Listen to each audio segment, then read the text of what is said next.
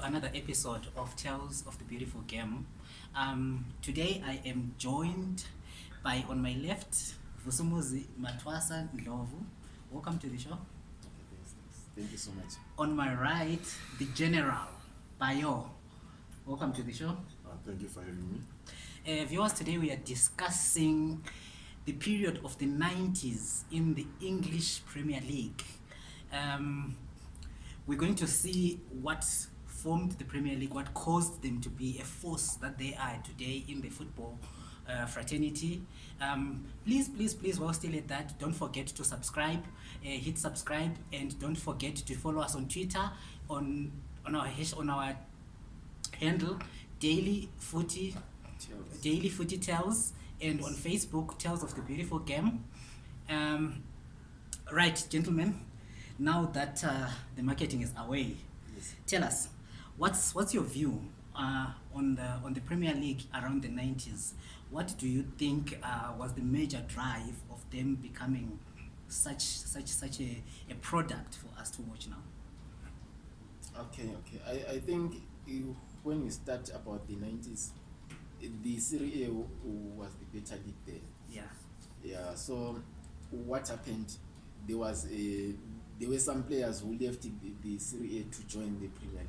Yeah. And those players started a revolution. I can say it was a foreign revolution led by players like Ruud Gullit and Dennis Bergkamp, to name a few. Oh, okay.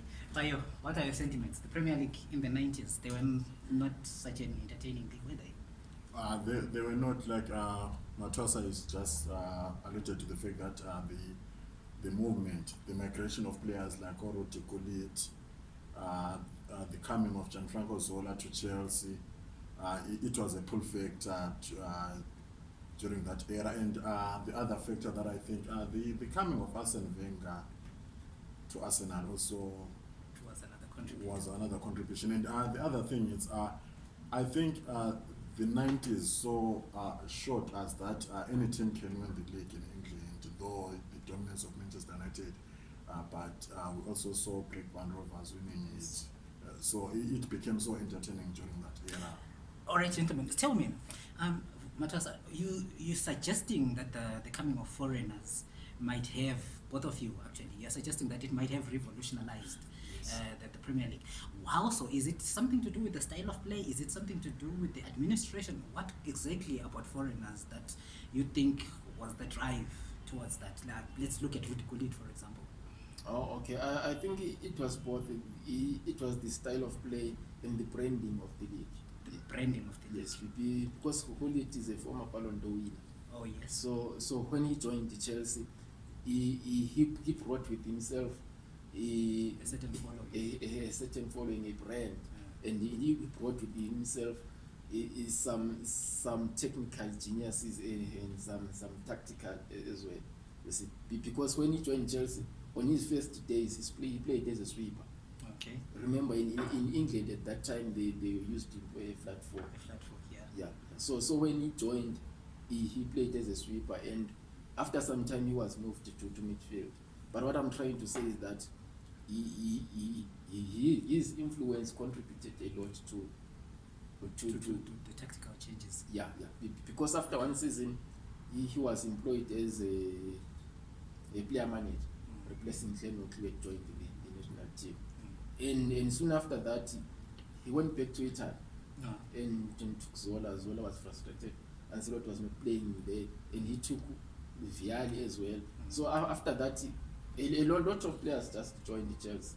You see. So Chelsea, you're suggesting that Chelsea was a leading the foreign revolution. Do you agree, though? Yeah, but basically, what I want to add on this one, that if for example you sign your Peter Ndlovu, remember Peter Ndlovu went to Coventry City. Yes. Many Zimbabweans started to follow The the English Premier League just by the name Peter Ndlovu, plus club like Liverpool.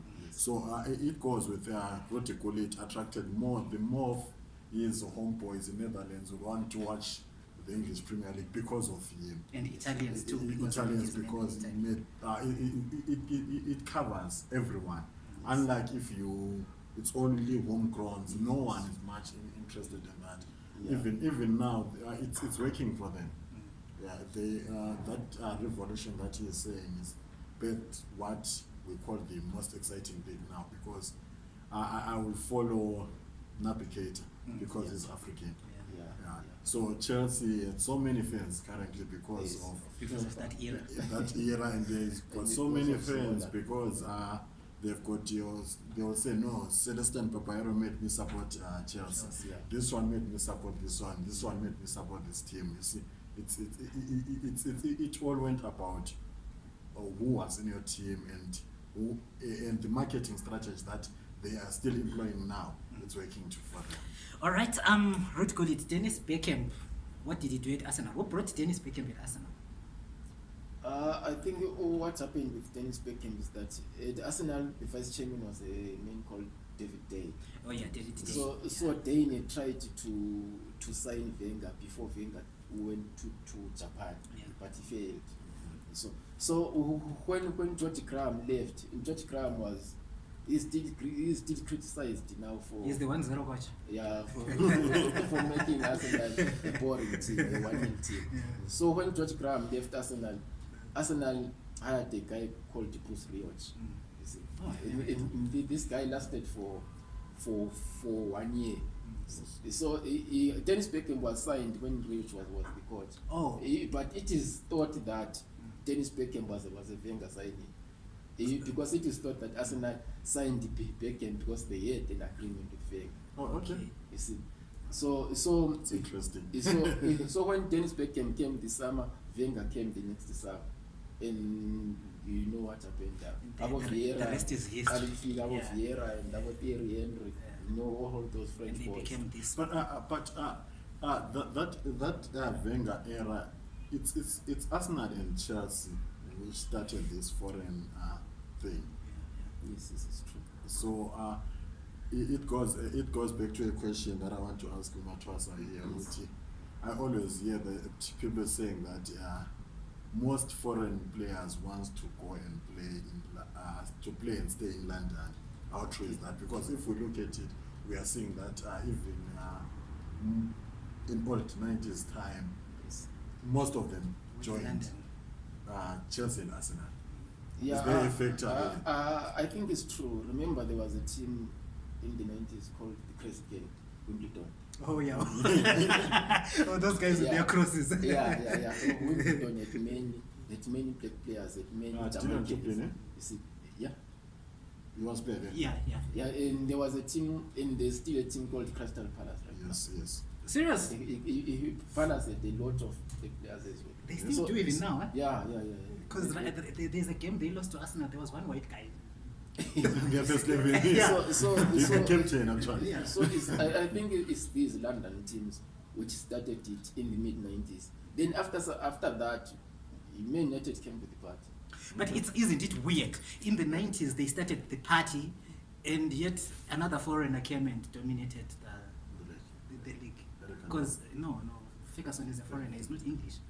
Yeah, I think it's true. It's true that because if you look at the time, the period when Ferguson won his first title, I think it was 93. 93. Up to 2003, I think, when Arsene Wenger's Invisibles won the league. Between that period, the league was won by foreigners.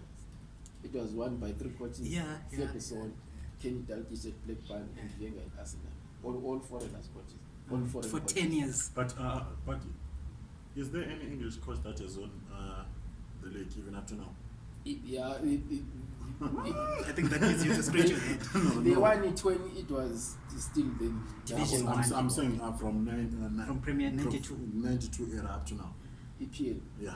I cannot think of it. I can't either. I can't. Because they seem to be relegated to relegation Oh. scripts and. I So Alex Ferguson is not an English. No, it's not. He's- It's Scott. He is a British. Yeah, Yeah, he's he's even Kenny Dalglish. Yeah, even Kenny Dalglish. Dalglish is not. Okay. All right, Wenger. What was so fascinating about Wenger that David Dane would follow that guy for so long? Because from what we see, we're talking about the 1-0 guy, Graham. Now the guy comes and he's got these nifty players that just seem to have the ball stuck to their feet. Yeah, I can we agree that that guy probably played a very huge role in making the Premier League a bit more technical, let alone tactical, maybe just technical player traits. Because Ferguson, on the other hand, the guys that he had, they seemed to want to just smash the wall until they get the goal. But with Wenger, it seemed to be something. He romanticized it. Can Yeah, I think what happened with Wenger was that he was more of a technical coach. You see, remember, George Weah once said that he gave Arsene Wenger his Ballon d'Or. oh, You see, because Wow. he said if I gave him money, he would have gave the money. So he was just thanking him for what Wenger did to him. You see, so I think he played a huge role in developing players and the players that he brought to the EPL. Most of them were good players. You see, there was a guy like Anelka, and he is still regretting right now that he did not play Anelka and Henry at the same with the time. same team. Yeah. Because when Henry came, Anelka had left to Oh, to okay, Real right. Madrid. Yeah. In fact, he brought a lot of quality. To some of them were young, of Africans. He brought players like Kolo Toure. You see, there are many players, Robert Pires, Marco Vermars. There are many to name. And I remember he is the one who identified Benjamin Marawa. He did. He wanted him to come to England. Okay. Ended up not signing him, but referring him to Portsmouth. Is it Portsmouth? Yes, Yes. Portsmouth. While he was at Oxley. Oh. It was Wenger wanted him. He had that thing with players. He knew the talent. Actually, I'm not sure if he knew the talent or he was biased towards French players. It's another. It's another factor that we need to look at. Exactly. Yeah, because I feel like he was French and Dutch. yeah, he was more French and Dutch players. And But he did bring some few Spaniards on. I know if you talk of Wenger, you will talk about French players and Yeah. your Marco Vermars, your Dennis Beckham, and whatsoever. I think he believed he believed in French players mostly, and Abou Vieira, and they worked for him. But Actually, his success was more of his boys from his home country. So you're basically saying he had a very good scouting network or football network in France that enabled him to pick these young boys and bring them. Because he's saying them young, that's Yes. another thing. He was a profit-making coach. Yeah, I think Wenger, what he did, he knew the strengths of those young boys, Okay. which was pace. Uh-huh. You see, those boys had pace. Slaven Wiltord had pace. Wiltord, I yes. didn't read that guy, guys. Henry had pace. Yeah, Henry, yeah. Anelka had pace. Yeah. So if you see some of the guys that he brought in there, he brought in them to use their strength to exploit the English defenses. But then, what really made the Premier League, in my view, big, wasn't it the rivalry between these two foreigners, the Scot one, who's British-minded, and the French one, who is sort of intercontinental-minded? No, if you look at it in this way, that it has to do with the two. You are now saying to me that if you look at that era still from '92, you'll see that Ferguson dominated it. Not that he dominated it in terms of what you want in a challenge or whatsoever. But I think he knew the league better than everyone else. So it was an advantage to him. Okay. What he knows better. Not that he was better than Wenger, no. Yeah, he But understands the the environment, philosophy, the yeah. environment. He knew the environment, and I remember Ferguson came to Manchester United in '86. So he had been there. He has been there. Even went as far as nearly being fired before winning his first cup and stuff like that. So he knew the English league. As for then Wenger comes in with a different mentality. Wenger wanted to play football, Yes. something that was unknown to English football. Yes. English football was more boring league whatsoever. Then Wenger comes in, Chelsea start signing about Gullit. They start incorporating everyone now. Then the league now starts changing its face. Everyone now talks of it. a boy in wherever will tell you, what I want. It's around 4 p.m. I want to watch Schweppes Yeah. because I want to see who and so and so. You see, it's now a change of All right. the picture now. So here now, as we're talking here, a league can never be big in Europe without European success. Chelsea initiated this flow of foreigners. So what's the understanding? Did they do anything in that era to say, okay, now we are the pioneers of bringing these guys that are now revolutionizing this thing? Did they win anything? Chelsea? Who Yeah, else? that, yeah. Who else? Yeah, who else dominated? At least did something in Europe between an English team. Who else did something that phase? Okay, I think Arsenal won a European Cup. It was the Capiners Cup. Arsenal have got a European Cup. Yeah. I think it was the Capiners Cup or the FA Cup, I'm not sure. Around 1994. Why do we always mock them, those fans? they beat Real Zaragoza. Zaragoza, a head point at that time. And Chelsea won the Capiners Cup again it was in 1997. What's the Cup Winners' Cup? Is it the Europa Super Cup, or Super Cup? Yeah, then they've mixed the cups. Okay. So the Chelsea won the Capiners Cup in 1998, I think, and they beat Real Madrid in 1998 on the European Super Cup. Ooh, So that's big. So you see the impact of the foreign players there, and on both those finals, on both those two finals, Chelsea had only 3 Englishmen starting. Oh, okay. You see, then United finally won the Champions League. That famous that made Sami Kufo cry. in 1999. But I haven't yet. You were talking about Cantona. Yes. I think it's another foreigner that came and changed the face of the English Premier League. Yeah, I've spoken many times about The controversial one, maybe. The Kung Fu guy. I Remember, here's one guy that I'm not sure. Maybe I might be wrong. I think for Manchester United, they come to us when you reach 19 story with when Cantona was celebrated against Liverpool. That made Manchester want it more. Yeah. I think I'm a little bit saying that the Cantona factor at Manchester United. Yeah, plus he was also the older statesman amongst young boys. Yeah, it's true. I think it's true. He was there talisman. Because I think he won the league with Leeds. Before he joined United.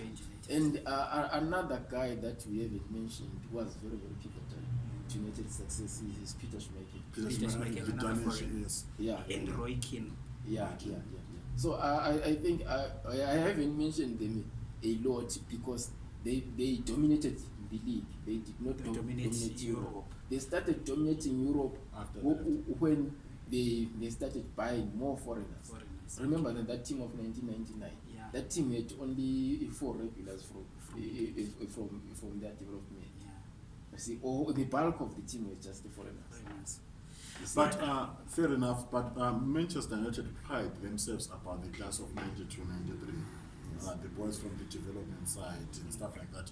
So it will be unfair for them to buy foreigners while they already have a team that was already dominating. So it's a question of about Chelsea and about Arsenal who started buying out, and that made Ferguson to say, what you know, now the league is changing. Then you went out for Bonabo Cantona and stuff to bring instability in that team, to fight with the other foreigners that are now coming in with that mindset. Yeah, Yes. I think what also drove him to that direction is his European success. Because Chelsea won 2 European Cups. Also now he was envying. So yeah. I think that's why he wanted to pick up his squad to And at least he won in 1999. That's the one part that I think Ferguson in his time at Manchester United struggled with. That's why I hardly rate him as a manager, because I think his dominance was more domestic than outside. In that period, yes. Even not in that period, in his entire coaching career, because if you look at him, he started in 1986 up to 2013. How many Champions League? 3.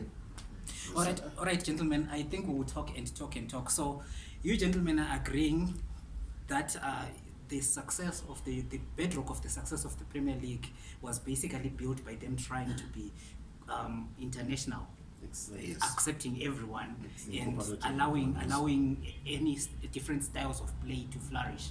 Okay, viewers, for today we'll cut it short here. We've got another episode of the same discussion, the Premier League, coming next. Hope you will join us for it. Please don't forget to subscribe on the button below and to follow us on Twitter. Our handle is Daily Footy Tales, and on Facebook, Tales of the Beautiful Game. Until we meet again, bye-bye.